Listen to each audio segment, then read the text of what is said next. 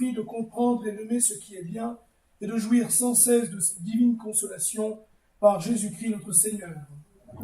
Je vous salue Marie. Le Seigneur est avec vous. Vous êtes bénie entre toutes les femmes, et Jésus, le fruit de vos entrailles, est béni. Sainte Marie, Mère de Dieu, priez pour nous pauvres pécheurs, maintenant et à l'heure de notre mort. Amen. Au nom du Père, et du Fils, et du Saint-Esprit.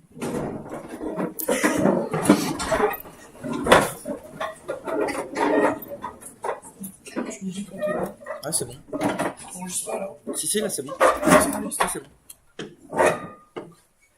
Alors, le propos de Catécèse, c'est de suivre le catéchisme de l'Église catholique.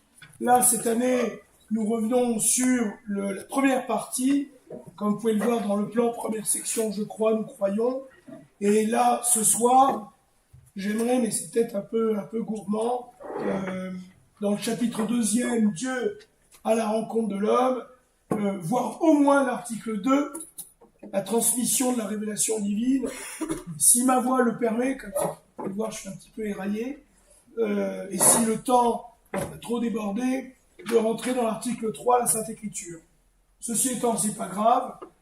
Pour cette première partie, nous avons 2 ans. Donc, si je me sens pas d'aller jusqu'au bout en abordant l'article 3, si on fait l'article 2, la transmission de la révélation divine, c'est très bien. Ce n'est pas un cours magistral, donc vous pouvez m'interrompre quand vous voulez, poser les questions que vous voulez, les objections que vous voulez. Alors, nous commençons directement. Article 2, la transmission de la révélation divine. Nous avions vu, il y a 15 jours, que la révélation venait de la racine latine velum, le voile, et que c'est donc Dieu qui retire une part du voile pour se donner à nous, pour qu'on puisse mieux le comprendre, qui il est. Le principe de base, c'est que avant le péché originel, Dieu était visible à nos premiers parents, à Adam et Ève. Il n'y avait aucun filtre, aucun barrage. Et à cause du péché originel, dans cet acte de désobéissance, certainement dû à l'orgueil et suscité par Satan, ça s'est brouillé entre l'homme et Dieu. Et ce qui fait que, résultat, nous avons du mal à percevoir qui est vraiment Dieu. Mais la réalité reste première. Dieu veut que tous soient sauvés et que tous parviennent à la vérité. Alors, comme vous pouvez le voir dans le plan, on va commencer par la tradition apostolique, mais avant d'aborder la tradition apostolique, je vais vous faire un petit schéma pour que vous essayiez de comprendre un petit peu comment on peut accéder à la vérité. Tout d'abord, vous avez le droit divin naturel.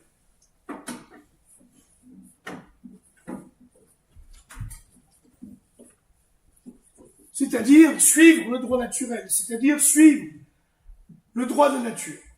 Donc pour ça, il n'y a pas besoin d'une révélation particulière. Si on suit les lois de la nature, nous restons dans ce que Dieu a disposé. Alors, vous avez toutes les lois de l'astrophysique, vous avez toutes les lois microphysiques, etc. Mais vous avez le droit naturel pur. Alors, il est vrai que dès lors où on ne veut plus respecter le droit naturel, on n'est plus véritablement dans ce que Dieu nous enseigne, à travers la nature. Donc le droit naturel, il est fondamental parce que il n'y a pas besoin d'être croyant. Il suffit de suivre ce que la nature nous dicte pour être en accord premier avec ce que Dieu a disposé dans le monde créé visible. Ensuite, vous avez le droit divin positif. Alors là, il ne s'agit plus de contempler la nature et d'en tirer des lois, mais là, c'est Dieu qui parle, qui intervient auprès des prophètes, qui intervient de façon magistrale, totale et absolue avec l'incarnation de son Verbe, que nous allons fêter dans une semaine, quand la seconde personne de la Sainte Trinité devient homme parmi les hommes, vrai Dieu et vrai homme. Nous sommes dans le droit divin positif. Donc le droit divin positif, c'est une intervention directe de Dieu pour expliciter sa volonté, ce qu'il attend de nous. Là, évidemment, pour accéder au droit divin positif, il faut avoir la foi. Si vous ne croyez pas dans les prophètes, si vous ne croyez pas dans Moïse, si vous ne croyez pas que le Christ est vrai Dieu et vrai homme, vous ne pouvez pas accéder au droit divin positif. Donc là, pour le coup, il y a besoin de la vertu théologale de foi. Ce qui n'est pas nécessaire, là, sur le droit divin naturel. De ces deux différents droits, divin naturel, divin positif, vous avez des traditions qui vont s'ancrer. Première tradition, les traditions de droit divin.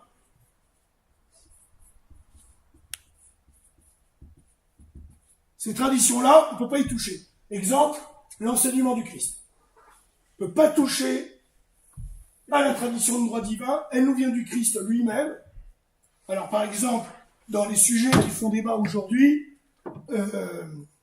alors qu'il n'y a plus lieu d'être, l'ordination des femmes. Mais non, on ne peut pas. Pourquoi? Parce que le Christ n'a ordonné que des hommes. Les apôtres étaient des hommes. Droit divin. On ne peut pas y toucher. D'ailleurs, Jean-Paul II, très clairement, dans les années 90, avait dicté un texte pour dire on ne revient plus sur cette question-là parce qu'elle nous vient du Christ directement. Donc tout ce qui est de tradition de droit divin nous vient du Christ ou de Dieu. On ne peut pas y toucher. Ce sera jusqu'à la fin des temps. Vous avez tout ce qui est de tradition apostolique.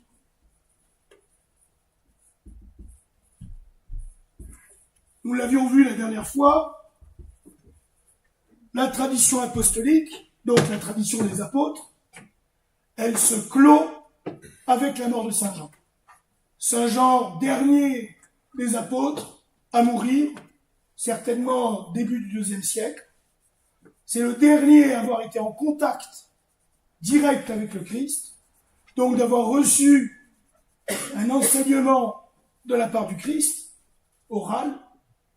Eh bien, avec la mort de Saint Jean, la tradition apostolique est close. Et plus que ça, la tradition publique. Donc il ne peut plus y avoir ensuite d'enseignement de la tradition apostolique et de la tradition publique. Après, on va rentrer dans la relation privée, on l'avait évoqué il y a 15 jours, les apparitions de Lourdes, de Fatima, il y en a qui sont éminemment respectables, parce que l'Église s'est engagée dessus, il y en a d'autres, on a le droit de se dire, bon, voilà, moi, j'y crois pas trop, etc. Mais avec la tradition apostolique, la mort du dernier apôtre, Saint Jean, début du IIe siècle, la révélation publique est close, la révélation publique, donc à partir de là, si vous voulez, alors ça, cette tradition apostolique, on ne peut pas y toucher non plus. On ne peut pas y toucher, on la tient des apôtres, de ceux qui ont été en contact direct avec le Christ, on n'y touche pas. Ensuite, vous allez avoir la tradition patristique.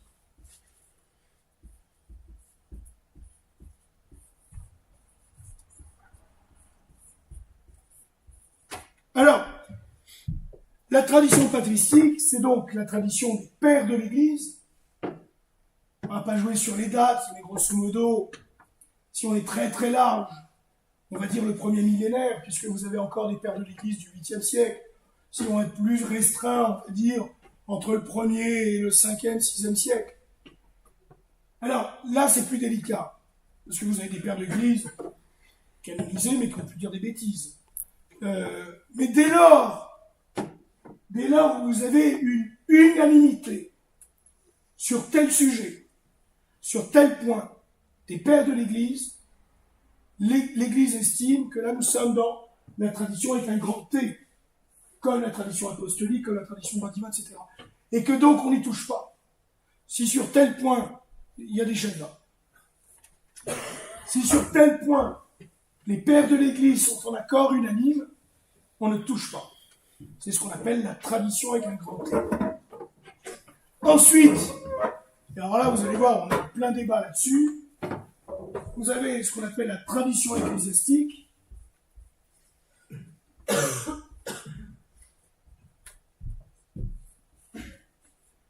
C'est-à-dire une tradition qui se dégagent au fur des siècles, au fur et à mesure des siècles, au fur et à mesure du temps, et qui, elles, peuvent varier. Le problème est le suivant, c'est que dans la tradition ecclésiastique, qui est donc issue plutôt, on va dire, de la pratique, de la discipline de l'Église, il y a des choses qui ont été revues, il y a des choses qui ont été modifiées.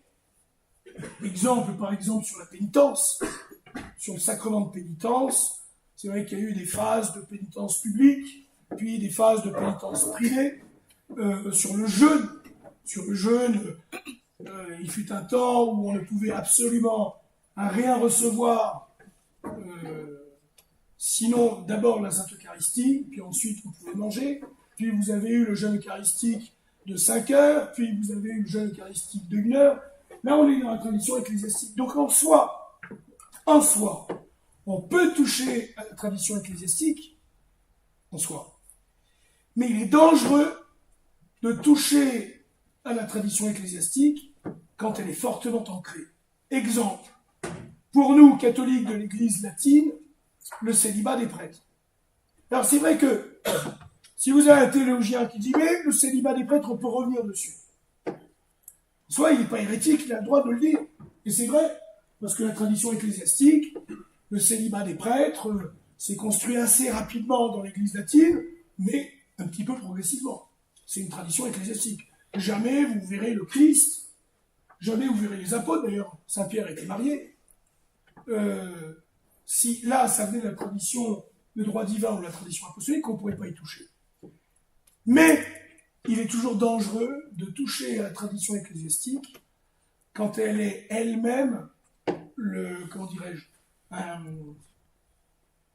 fruit d'un long exercice dans l'Église, comme une espèce de patrimoine transmis. Ça va, je suis clair ou pas? Alors, où se trouve la révélation là-dedans? Évidemment, là-dedans, tradition patristique, quand elle est unanime, aussi, on est dans la révélation, parce que, nous l'avions évoqué il y a 15 jours, les 2 piliers de la révélation, et ça, c'est une doctrine propre à l'Église catholique, qui nous distingue de nos amis protestants. Révélation, encore une fois, Dieu qui se révèle, Dieu qui se donne, Dieu qui retire une part du voile sur lui-même. Les 2 piliers de la révélation, pour nous catholiques, c'est la tradition, au moins jusque-là, tradition patristique, et l'écriture sainte. Ce qui fait que, nous allons le voir dans quelques instants, la problématique, c'est quel est le rapport entre la tradition et l'écriture sainte, la Bible. Mais rentrons dans le détail, la tradition apostolique. Le Christ, qui, nous l'avions dit il y a 15 jours, récapitule en lui toute la révélation. Il est la révélation, il est le Verbe de Dieu fait chair, pour habiter parmi nous les hommes et nous montrer comment il faut vivre selon l'Évangile. Et la transmission de l'Évangile, justement, elle s'est faite de 2 manières. Première manière, c'est ce que nous lisons dans les 4 évangiles, de façon orale. Quelque chose qui a d'extraordinaire chez le Christ, si vous le comparez aux autres fondateurs de confessions religieuses, il n'a jamais rien écrit. Il n'a jamais rien écrit. C'est un fils de charpentier, enfin, putatif, comme on dit, c'est-à-dire Saint Joseph n'est pas le vrai père, puisque le Verbe de Dieu s'est incarné dans le fiat de la Sainte Vierge Marie et de l'action du Saint-Esprit, mais tout le monde pensait que ce Jésus de Nazareth était le fils de Joseph le charpentier. Il n'a rien écrit. C'est que de l'enseignement oral, des miracles, évidemment, enseignement parfait. Tout le monde disait il parle avec autorité, il nous fait en dire. Donc, oralement, c'est la première courroie de transmission de l'enseignement du Christ. Et puis ensuite, pas si longtemps après, par écrit. C'est-à-dire que les apôtres vont consigner par écrit, soit en dictant, soit en écrivant eux-mêmes, mais c'est surtout en dictant, les premiers évangiles, c'est-à-dire ce qu'ils ont reçu oralement. C'est-à-dire que le premier évangile, sur le plan chronologique, qui est celui de saint Marc, grosso modo, écrit dans les années 40-50. On n'est quand même pas très loin de la mort, de la résurrection et de l'ascension du Christ. Certains disent 60. Bon, 60, ça fait quoi? Ça fait 30 ans après. Même saint Paul, quand il écrit, saint Paul qui n'a jamais connu le Christ directement, dit, mais attendez, moi j'ai côtoyé des gens qui ont vu le Christ ressuscité. Certains sont morts. Ça ne veut pas dire la majorité. Donc ça veut dire que vous pouvez interroger la majorité. Quelques-uns sont déjà morts. Mais la plupart sont encore vivants. Donc, vous voyez, saint Paul, il n'a pas peur de dire ce que je raconte là. Ce n'est pas des carabistouilles, parce que vous pouvez encore interroger la plupart de ceux qui ont vécu avec le Christ ressuscité. Donc, les écrits interviennent très rapidement après la mort, la résurrection et l'ascension du Christ. Et puis ensuite, les apôtres se sont laissés des successeurs pour raconter ce qu'eux-mêmes ont transmis oralement. Donc là, on a une transmission vivante qui se fait évidemment pas simplement sur des connaissances purement humaines, mais sur l'assistance du Saint-Esprit. Et donc, l'Écriture sainte, la Bible, c'est cette parole de Dieu consignée par écrit par ceux qui ont connu le Christ de leur vivant, qui le transmettent à d'autres qui le consignent, mais qui sont assistés du Saint-Esprit. D'ailleurs, il y a une chose qui est tout à fait intéressante, pour ceux qui auraient un doute sur la véracité de ces écrits que nous trouvons dans le Nouveau Testament, que ce soit les 4 évangiles, que ce soit les épîtres.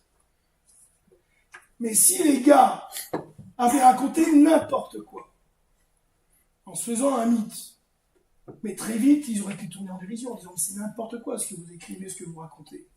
On peut vous prouver plein de personnes pour dire le contraire. La résurrection du Christ, l'ascension du Christ, devant des centaines de fidèles, de disciples. Le problème, c'est que, à chaque fois que nos ancêtres, les premiers chrétiens, témoignaient de ce qu'ils avaient vu, témoignaient, consignaient par écrit ce qu'ils avaient entendu, que faisaient et les Juifs et les Romains? Tais-toi, ou on te met à mort. Quand vous avez quelqu'un qui raconte n'importe quoi, vous le confrontez à ce qu'il raconte de n'importe quoi. Mais si par contre vous avez peur de cette vérité qu'il enseigne, vous dites que on te met à mort. Et puis ils ont continué à enseigner. Ensuite, le catéchisme développe après la tradition apostolique. Est-ce qu'il y a des questions jusque-là?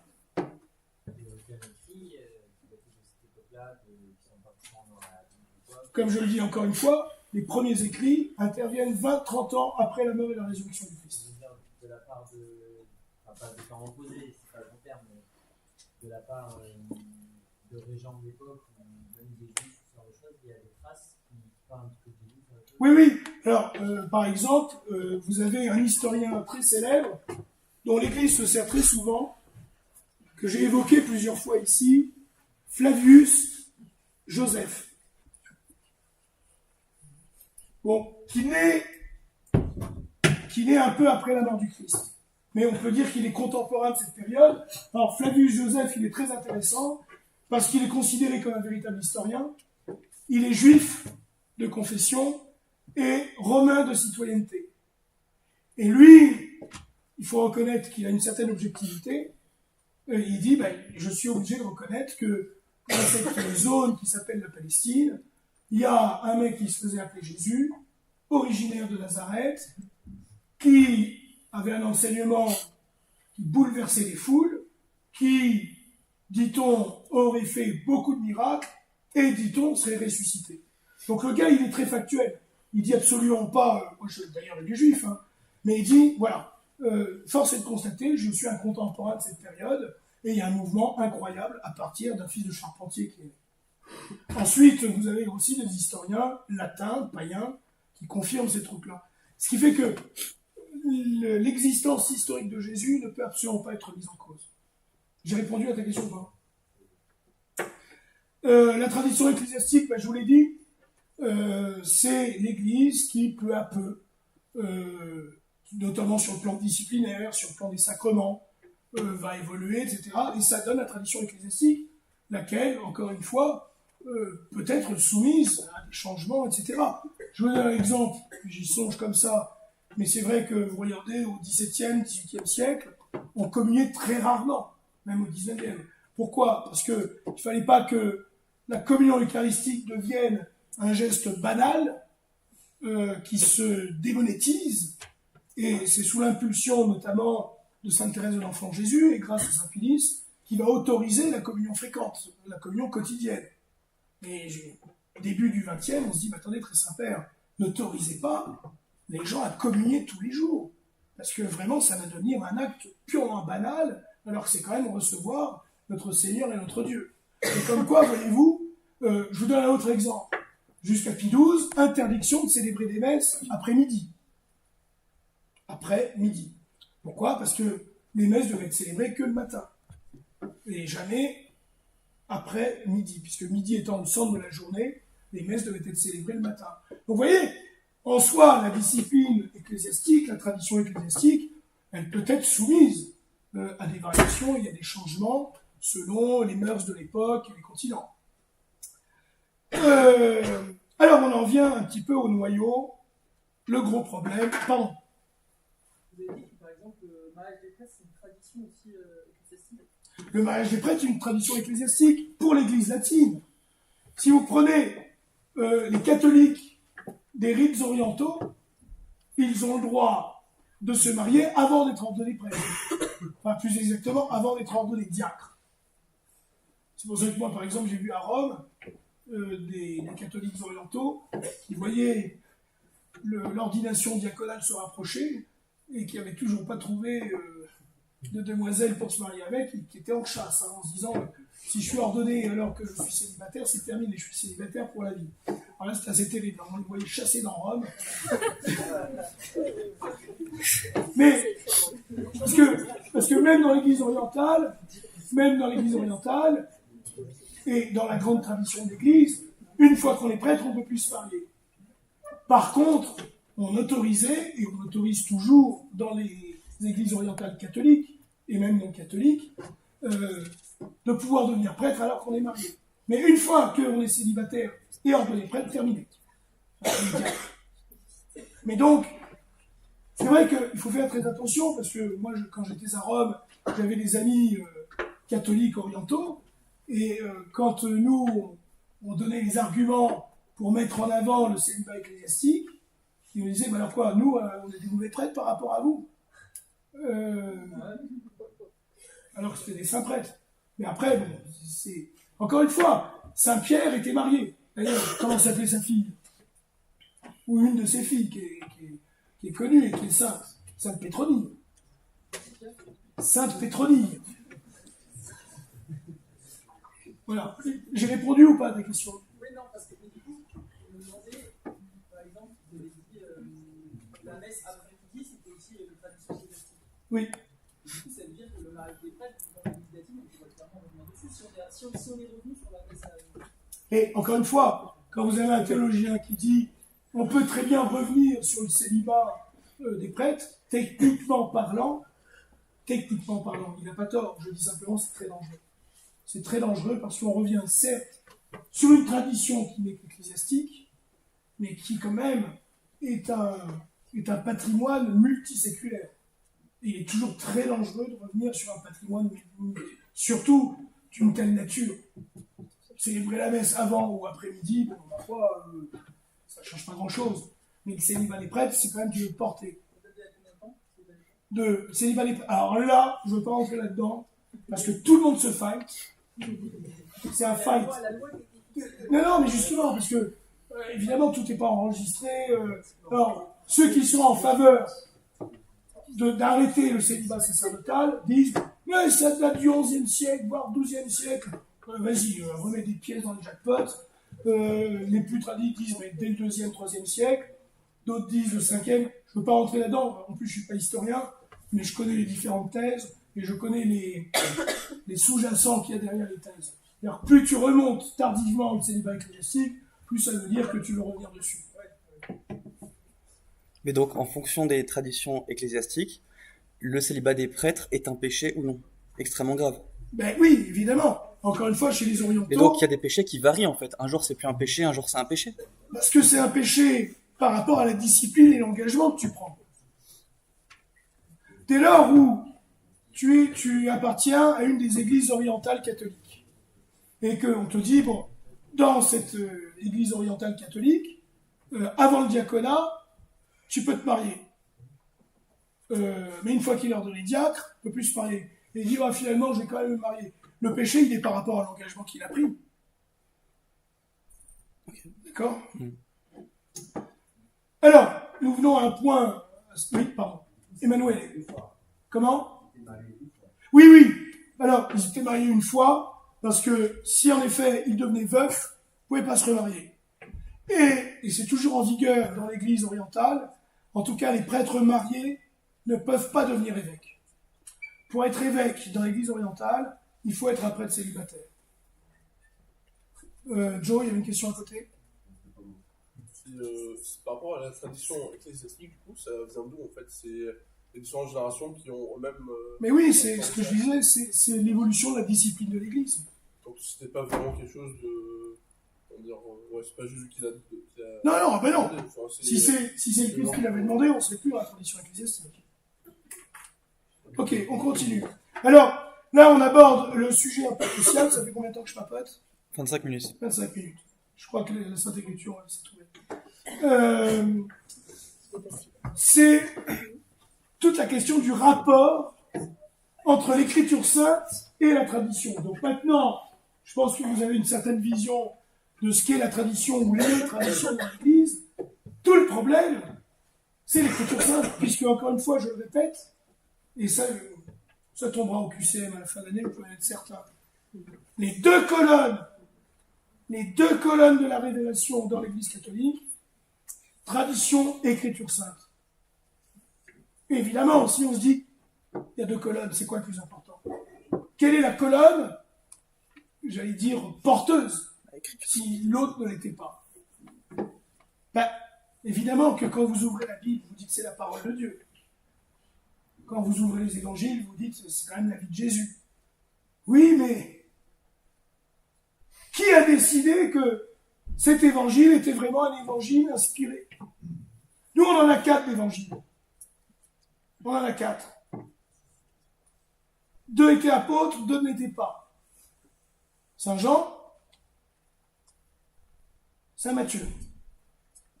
Saint Marc ne l'était pas, Saint Luc ne l'était pas. Saint Marc n'a jamais vu le Christ des visus, Saint Luc n'a jamais vu le Christ des visus.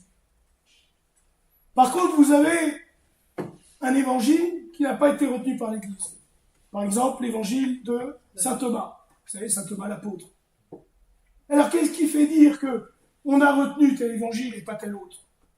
Vous avez aussi un proto-évangile de Saint Jacques, qui apparaît au IIe siècle. Lui, on a dit non, faux, bidon, fake news, prends pas. Qu'est-ce qui fait que tel livre, tel épître, tel évangile appartient à notre Bible ou n'y appartient pas? La tradition. C'est la tradition. C'est la tradition qui fait dire aux différents pères de l'Église, ouais, ok, le proto-évangile de Saint Jacques, ça va, il date du IIe siècle, c'est du bidon. L'évangile de Saint Thomas. Alors, l'évangile de Saint Thomas, c'est très intéressant parce que cet évangile, lui, il est absorbé par nos frères musulmans. Ils y croient à fond.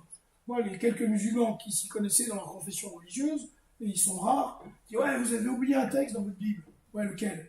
L'évangile de Saint Thomas. Ah, parce que toi, tu y crois. Oui, c'est l'évangile de Saint Thomas. Alors, c'est quoi l'évangile de Saint Thomas? Bah, c'est le nom des bisounours, c'est l'enfance de Jésus. Alors, c'est Jésus qui est bébé, là, il prend une boule de terre, il souffle dessus, ça devient un petit moineau, puis il joue avec les moineaux, comme moi je joue avec mes chats. Enfin, quel intérêt? Vraiment, zéro. Et eux, ils y croient. C'est en fait, c'est Martine avec Jésus, en train de jouer avec le son. Mais vous comprenez que la tradition a servi de filtre. Donc, l'écriture sainte sur la tradition, comme disent nos frères protestants, n'a aucun sens. Parce que, chers frères protestants, d'où tu tires que cet évangile appartient à la Bible? Nous partageons les 4 évangiles avec eux, même s'ils ont certaines pages d'évangiles déchirées. Mais d'où tu tiens que... Eh bien, parce qu'on a toujours dit que c'était comme ça, mais ça s'appelle la tradition, mon gars. Donc vous voyez, le rapport entre tradition et écriture sainte, il est fondamental parce que sans la tradition, je ne sais pas ce qui peut appartenir à l'écriture sainte ou pas. J'en viens au point, dernier sous-point parce que je vais arrêter là, parce que là, je commence à... C'est l'interprétation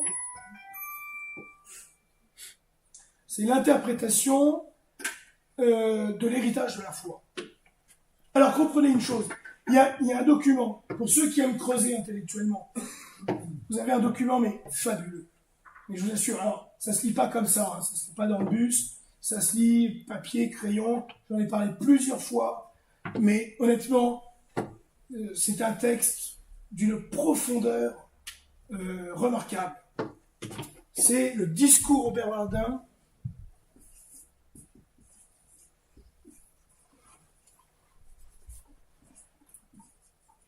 par Benoît XVI.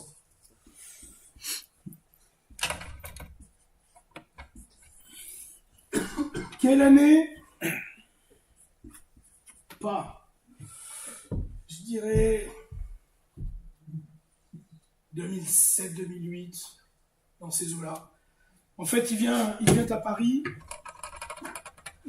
et au Collège des Bernardins, il va donner une leçon magistrale sur le fait que nous, catholiques, nous ne sommes pas un peuple du livre, mais un peuple de la parole.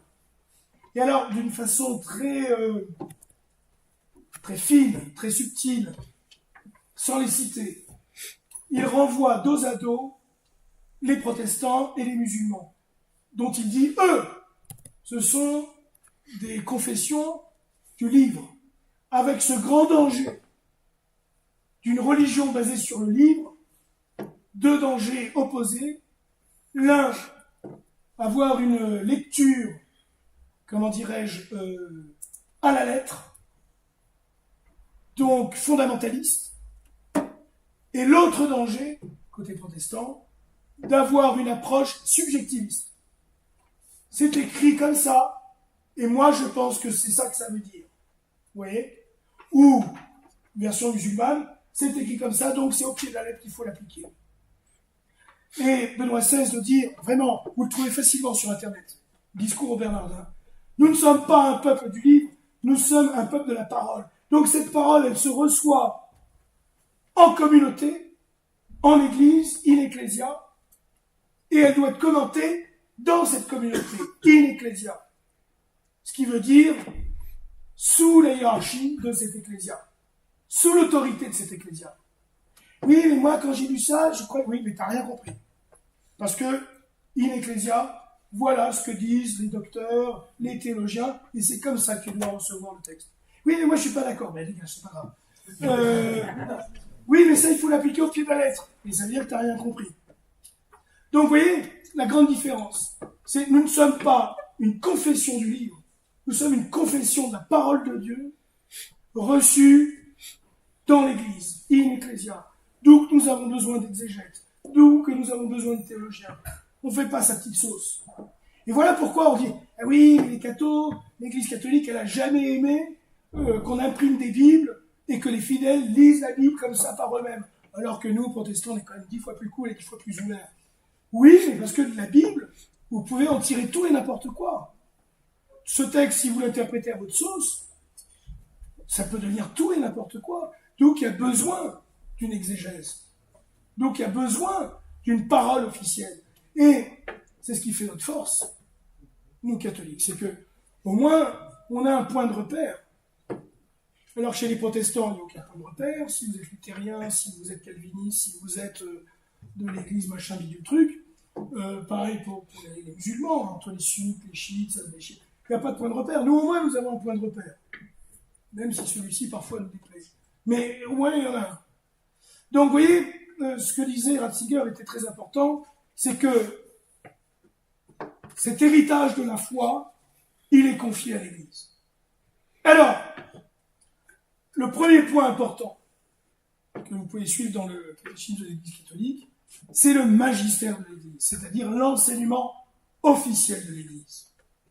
C'est-à-dire l'enseignement constant des papes et des évêques. Alors intervient un problème.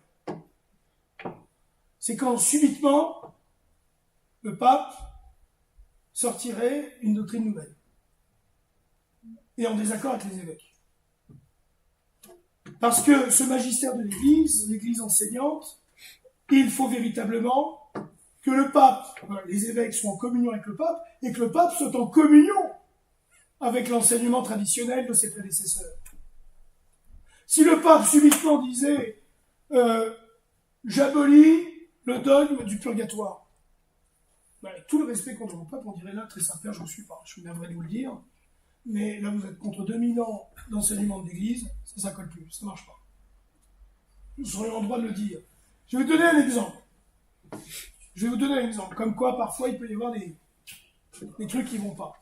Vous avez le Saint-Père, le pape François, il y a quelques années, qui signe une déclaration avec l'imam d'Abu Dhabi, donc déclaration commune, et le pape dit, avec l'imam d'Abu Dhabi, la diversité des sexes, des religions, la diversité des sexes, des races et des religions sont voulues par Dieu. Alors, que Dieu ait voulu qu'il y ait des hommes et des femmes, ça c'est certain. Que Dieu ait voulu différentes races, ça c'est certain. Et que Dieu ait voulu qu'il y ait des cathos, des protes, des musulmans, des adorateurs de l'oignon et des souris, non. Non, parce que Dieu veut qu'on suive la vérité. Et donc un évêque, très courageusement, est allé voir le pape François, il a dit très Saint-Père, je suis navré de vous le dire, mais là le texte est erroné. Parce que Dieu, certes, veut la différence des sexes et des races, mais que Dieu veuille positivement qu'il y ait des différentes confessions, etc. Alors le pape lui a dit, c'est vrai, vous avez raison, j'ai manqué de nuances dans le texte, il aurait fallu écrire, Dieu veut positivement des différents sexes et des différentes races, mais Dieu veut, d'une volonté permissive, permet qu'il y ait différentes... alors il dit, bah oui, il faudrait corriger le texte.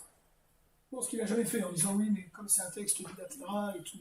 Mais comme quoi, voyez-vous, là, on avait manqué de nuances. Enfin, il avait manqué de nuances.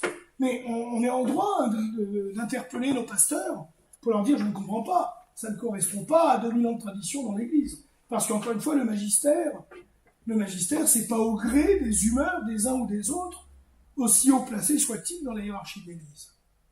Il faut que ce soit dans cette continuité traditionnelle de la tradition, dans cette continuité de l'enseignement.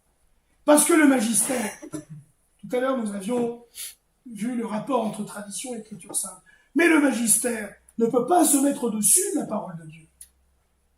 Le magistère ne peut pas se mettre au-dessus de l'écriture sainte. Le magistère doit servir la parole de Dieu et l'exposer avec fidélité. Voyons maintenant la question des dogmes. Alors là, les dogmes, c'est une formule officielle de l'Église, décrétée. Nous l'avons évoqué il y a 15 jours. Les 2 derniers dogmes, je ne vais pas revenir dessus pour demander les dates, mais le dernier dogme, l'Assomption, 1950, l'avant-dernier dogme, l'Immaculée Conception, 1854. Qu'est-ce qu'un dogme ? Un dogme est une proposition de foi couverte par l'infaillibilité et qui répond à plusieurs conditions. Première condition, il faut que ça porte sur quelque chose qui concerne la foi ou la morale. Parce qu'il y a un lien organique entre la vie spirituelle et la vie morale. Et donc, nous, en tant que fidèles, bien, nous avons à recevoir tous les dogmes de l'Église, avec une parfaite filiation et obéissance filiale. Et puis enfin, vous avez le sens surnaturel de la foi, c'est ce qu'on appelle le sensus fidei. Très intéressant le sensus fidei.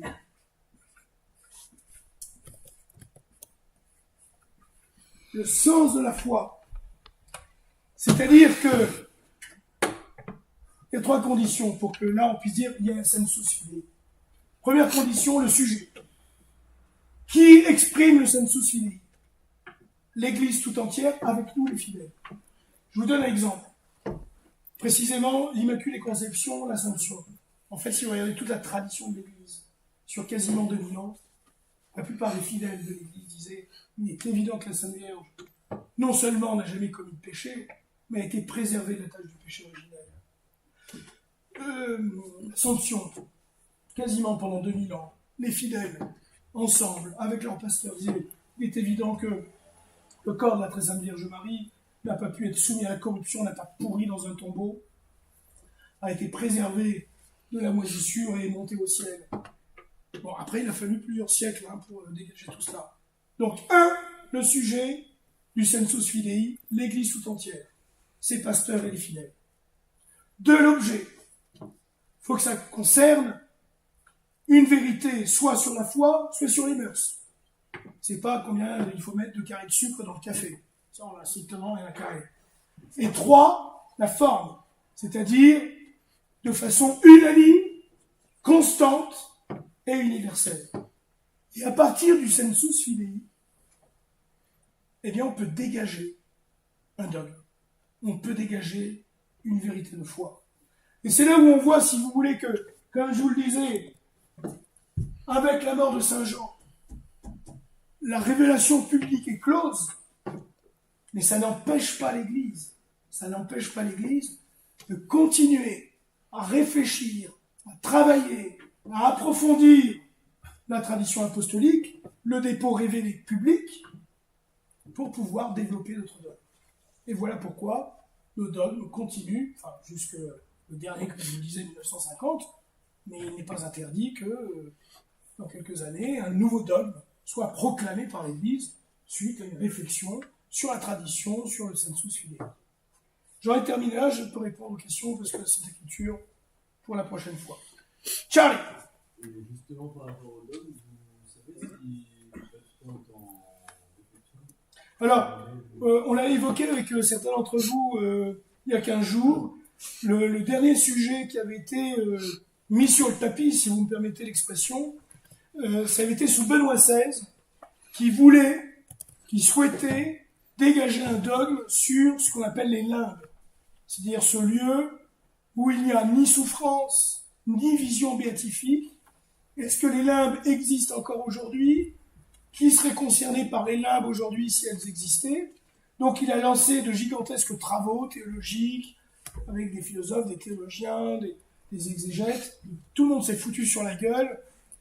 Et donc Benoît XVI, dans sa grande sagesse, a dit bon, on n'est pas prêt, on n'est pas mûr, j'ai pas assez d'éléments pour engager mon infaillibilité pontificale et décréter un dogme. Mais comme quoi, pour répondre à ta question, oui, il y a des sujets qui continuent d'intéresser l'Église pour savoir si de façon infaillible elle peut se prononcer dessus, mais avec sa grande sagesse, si elle estime qu'elle n'a pas assez d'arguments, elle n'ira pas jusqu'à la proclamation du dogme. Ils sont très prudents, en fait. Il faut beaucoup de prudence. Alors, on engage la foi des fidèles. C'est pas rien. D'autres questions?